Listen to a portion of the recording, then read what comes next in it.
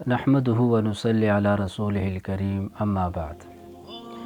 آج عزیزو آپ سے چند اہم باتیں کرنی ہیں، کچھ اصول آپ کے سامنے رکھنے ہیں۔ ایک وہ اصول جو ہم نے بنائے ہیں جس کی وجہ سے دین کے متعلق کافی نقصان ہو جاتا ہے دین کو سمجھنے میں، اور احادیث کے ٹکراؤ میں آتی ہیں، قرآن کی آیت قرآن کے ٹکراؤ میں آتی ہیں اس اصول کی وجہ سے۔ اور کچھ اصول وہ ہیں جو اللہ کے حبیب نے قرآن نے ہمیں دیے، ہمیں سمجھائے، اس میں اللہ کے نبی نے سیرت میں واضح ہے، کیونکہ اس اصول کو نہ سمجھنے کی وجہ سے دین پہ چلنے والا طبقہ پریشان ہے، جو چل رہا ہے وہ پریشان ہے، جو چلنا چاہتا ہے اس کو آنے میں دشواری ہے، پریشانی ہے، سمجھنے میں دشواری ہے۔ اور وہ اصول کیا ہیں؟ میں ایک واقعہ ذکر کرتا ہوں اپنے طالب علم کے زمانے کا، اس میں پھر میں سامنے رکھوں گا کہ وہ کیا ہے۔ ایک دفعہ ہم مسلم شریف صحیح مسلم کا درس ہو رہا تھا، دورے کی کلاس میں ہم تھے، اس میں ایک حدیث آئی جس میں ایک انصاری کے درمیان اور حضرت عبداللہ بن زبیر رضی اللہ تعالیٰ عنہ کے درمیان ایک دفعہ کسی معاملے میں کوئی جھگڑا ہو گیا، مقدمہ نبی علیہ السلام کے پاس لایا گیا۔ نبی علیہ السلام نے جب جائزہ لیا تو حضرت عبداللہ بن زبیر رضی اللہ تعالیٰ عنہ کے حق میں فیصلہ کر دیا۔ اس پر اس انصاری نے کہا کہ اچھا ان کان ابن عمتک، کہ آپ کا اپنا تھا، پھوپھی ذات تھا، اس وجہ سے آپ کا رشتہ دار تھا، اس لیے اس کے حق میں فیصلہ دیا۔ اب یہ جملہ بڑا سخت، اس پر نبی علیہ السلام کا چہرہ مبارک، ان کا رنگ متغیر ہو گیا، سرخ ہو گیا۔ اب یہ حدیث جب ذکر ہوئی تو درس کے دوران یہ بات سامنے آئی اور کہی گئی استاد جی کی طرف سے یا اس درس میں کہ یہ جو انصاری ذکر ہوا یہ کون تھا جس نے اس طرح کی بات کی؟ انہوں نے کہا کہ منافق تھا۔ جب یہ کہا گیا تو یہ بات میرے دل کو نہیں تسلیم میں کر رہا تھا، میں تسلیم نہیں کر پا رہا تھا کہ اس طرح ہو، کیونکہ ہو سکتا ہے کہ اپنا ہی ہو، صحابی ہو، اور کسی موقع پہ انسان ہے، ان سے یہ جملہ صادر ہو چکا ہو اور ہوا ہو، اور یہ نام اس لیے راویوں نے ذکر نہیں کیا کہ ان کے نام پہ پردہ آ جائے، ہو سکتا ہے کوئی صحابی تھا، کیوں ہم ایک دم فتویٰ لگا کے کہہ دیں کہ منافق تھا ایک عمل کی وجہ سے۔ جب ہم تو درس میں تو میں نے یہ بات نہیں کی کیونکہ میرے پاس کوئی دلیل نہیں تھی، لیکن اندر اندر میں سوچتا رہا اور کوئی وجہ تلاش کرتا رہا کہیں سے مجھے پتہ چل جائے، اور تشویش تھی اس بات کی بھی کہ یہ جو بات پیدا ہوئی میرے دل میں۔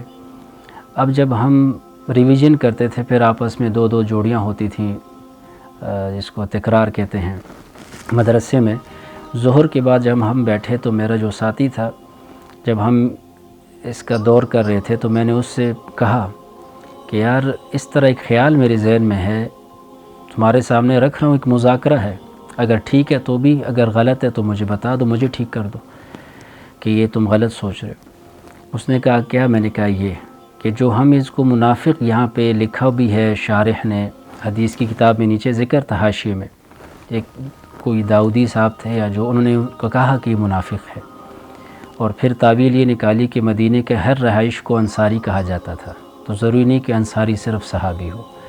میں نے کہا یار یہ بات مجھے کوئی میں قابل قبول نہیں، میرے نزدیک کوئی دل نہیں مان رہا، راضی نہیں ہو رہا اس طرح پہ۔ کہتے کیوں؟ میں نے کہا ہو سکتا ہے کوئی صحابی ہو اور راوی نے نام ان کی عزت میں احترام میں نہ لیا ہو اور واقعہ بیان کر دیا ہو سکتا ہے کوئی صحابی ہو، قیامت کے دن پتہ چلے کہ یہ واقعہ تو فلاں صحابی کا تھا، اور ہم یہاں پہ درس میں کہہ رہے ہیں اور بیان کر رہے ہیں کہ منافق ہو سکتا ہے۔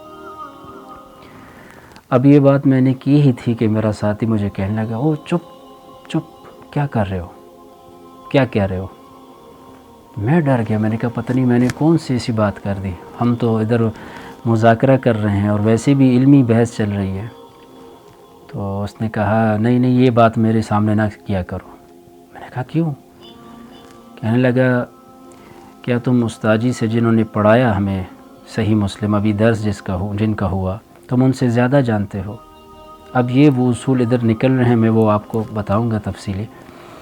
یہ وہ اصول ہیں خود ساختہ ہمارے، جس سے غلطی ہو جاتی، جو ہمیں دین نے نہیں سکھلایا، جو ہمارے نبی نے ہمیں نہیں سکھلایا، ہم نے بنائے وہ اصول۔ انہوں نے کہا کہ کیوں تم استاد جی سے زیادہ جانتے ہو، اتنے عرصے انہوں نے حدیث پڑھائی۔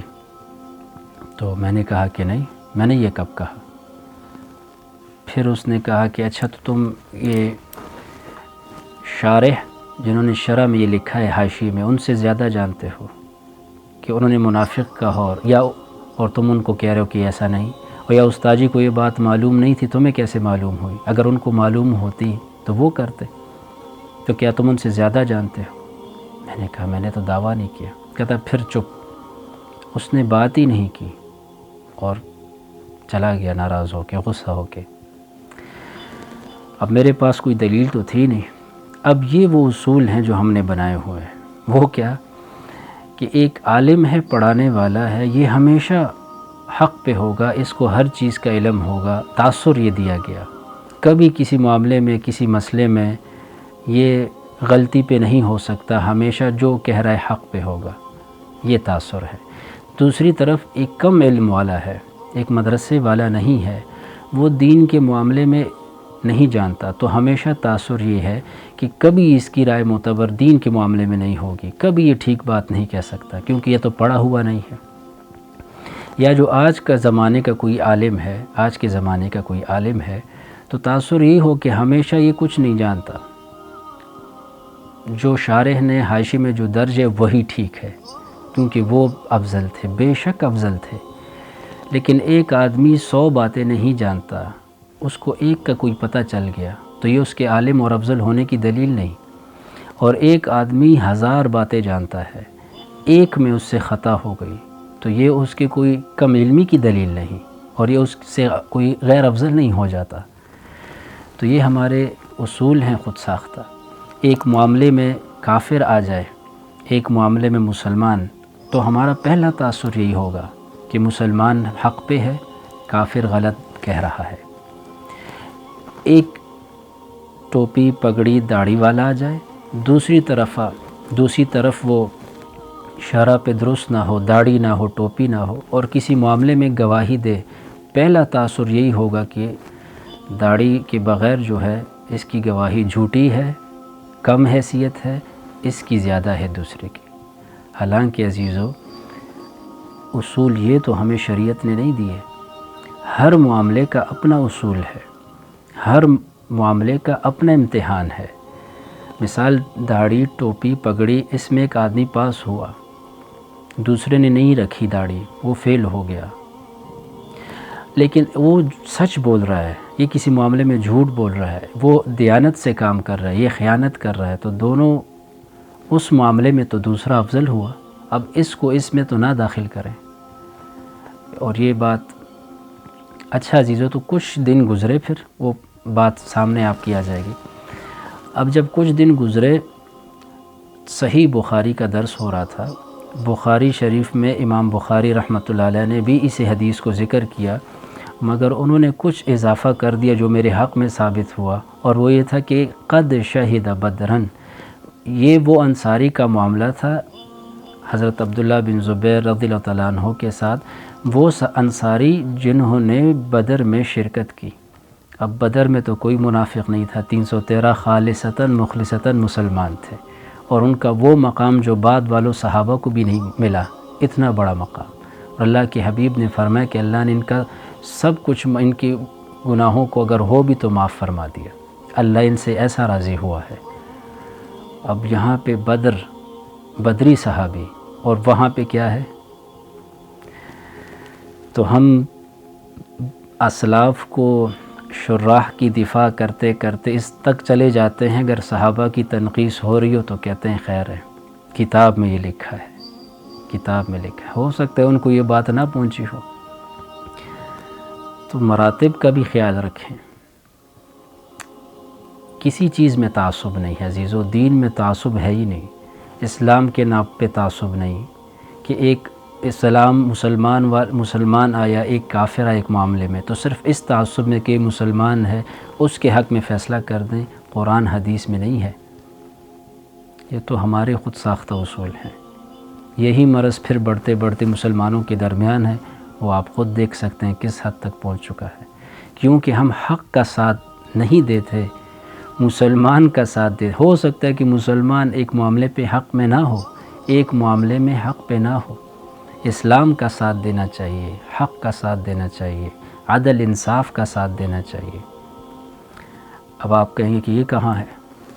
ایک واقعہ ہے۔ اچھا، جب وہ واقعہ آیا اس میں تو میں نے اس ساتھی سے کہا کہ اب دیکھو یہاں پہ تو بدری ہے، تو اس نے فوراً استاد جی سے کہا کہ استاد جی جنہوں نے ان کو منافق کہا، پھر انہوں نے فرمایا وہ جانے اور اللہ جانے، ہم کیوں ان کا بوجھ اپنے سر پہ لیں؟ پتہ بھی چل گیا۔ اس لیے عزیزو بہت احتیاط کرنی چاہیے، کسی کے بارے میں کوئی رائے قائم کریں، بہت احتیاط ہے۔ ایک واقعہ آخری ذکر کرتا ہوں۔ ایک دفعہ ایک بشر نامی مسلمان بنو ابیرق کا مسلمان آدمی، انہوں نے کسی صحابی حضرت رفاعہ رضی اللہ تعالیٰ عنہ غالباً ان کے گھر سے چوری کی اور غلہ اور کچھ ہتھیار ان کے گھر سے اٹھائے اور بوری کا منہ کھلا رکھا تاکہ راستے پہ کچھ نشانی باقی رہے، علامت۔ یہاں تک کہ ایک یہودی کا اگر راستے میں آتا تھا، وہاں پر پہنچے تو اس کا منہ بند کر دیا اور سامان لے گئے، اور پھر کچھ دیر بعد وہ ہتھیار ان کے ہاں بطور امانت رکھوا دی یہودی کے پاس۔ جب معاملہ مشہور ہوا، دیکھا گیا، اللہ کے نبی کو بتایا گیا، تفتیش ہوئی تو سارے نشانات یہودی کے گھر پہ تھے، یہاں تک آ رہے تھے، ثابت ہو رہا تھا کہ مجرم یہودی ہی ہے۔ جب تفتیش ہوئی تو گھر سے ہتھیار بھی برآمد ہوئے، اب دعویٰ بالکل پکا ہو گیا تھا۔ انہوں نے کہا یہ ہتھیار تو بشر کے ہیں اور اس نے بطور امانت رکھوائے میرے پاس۔ اللہ کے نبی نے فرمایا کوئی گواہ ہے اس بات پہ؟ انہوں نے کہا نہیں، وہ جلدی میں تھا، گواہ تو اس بات پہ کوئی نہیں۔ اب تو 100% معاملہ یہودی کے خلاف ہے اور مسلمان کے حق میں ہے۔ بنو ابیرق والے بھی بشر کی وکالت کرنے لگے اور کہنے لگے کہ یہ حق پہ ہے۔ معاملہ سنگین ہو گیا اور کچھ واضح ہوا کہ یہودی ہی مجرم ہے اور وہ بری ہیں، بشر ان کو ویسے الزام دیا ہے۔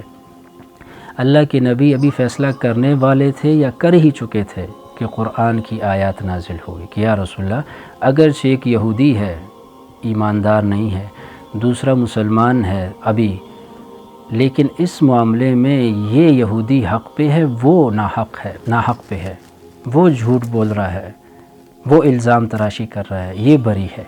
یہ الگ معاملہ تھا۔ ہم ہر جگہ پر معیار کیا کہیں، قرآن کی آیات نازل ہوئی، سورہ بقرہ کی آیات، سورۃ النساء کی آیات ہے 104 سے غالباً یا 105 سے کچھ 109 10 تک۔ انا انزلنا الیک الکتاب بالحق لتحکم بین الناس بما اراک اللہ ولا تکن للخائنین خصیما واستغفر اللہ ان اللہ کان غفورا رحیما ولا تجادل عن الذین یختانون انفسهم ان اللہ لا يحب من کان خوانا اثیما، اور آخر تک کہ اللہ کے نبی کو اللہ نے بتلایا کہ حبیب، ہم نے آپ کو کتاب اس لیے دی ہے کہ آپ اسی کے مطابق فیصلہ کیا کریں، فیصلہ کرے لوگوں کے درمیان جو ہم آپ کو سکھا دیتے ہیں، سمجھا دیتے ہیں، دکھا دیتے ہیں، اور خائن کی دفاع نہ کریں، اس کی وکالت نہ کریں۔ اب یہاں پر جو ظاہری اسباب کی بنا پر اللہ کے نبی نے بشر کی موافقت میں چند لمحے گزارے اور اس کی موافقت میں کچھ فیصلہ دیا یا دینے والے تھے، وہ تھوڑا یا جو رجحان بنا اللہ کے نبی کا بشر کے حق میں فیصلہ کرنے کا اور یہودی کو مجرم ٹھہرانے کا، اس سے بھی اللہ راضی نہیں تھے۔ اتنا بھی اللہ کو پسند نہیں کہ مسلمان حق سے اتنا تھوڑی دیر کے لیے بھی کہ ظاہری اسباب بھی دلیل بنے مسلمان کے حق میں بھی، لیکن اندر معاملہ کچھ اور ہو، پھر بھی اس قدر بھی حق سے دوری برداشت نہیں۔ اور آپ نے فرمایا کہ جو تھوڑا سا رجحان بھی آپ کا بنا، اگرچہ ظاہر آپ کے موافق ہے کہ اصول یہ ظاہری یہی تھا، ہو رہا تھا، لیکن اس پر بھی آپ واستغفر اللہ، آپ استغفار کریں، اللہ بخشنے والا ہے، اور کبھی خائن کی وکالت نہ کریں۔ تو عزیزو یہاں پر تو سب کچھ واضح ہے۔ آپ نے تو صرف یہودی کو دیکھ کر اس کے حق میں فیصلہ نہیں دیا، اور نہ ہی ہمیں خود اللہ نے یہ سکھلایا، بلکہ باقاعدہ آیات نازل ہوئی آپ کو استغفار کا اس میں حکم ہوا، اور ہمارے لیے ایک سبق ہے، ایک اصول ہیں، کسی کو سمجھ آ جائے تو آسانی ہوگی، اوروں تک بھی پہنچا دیں۔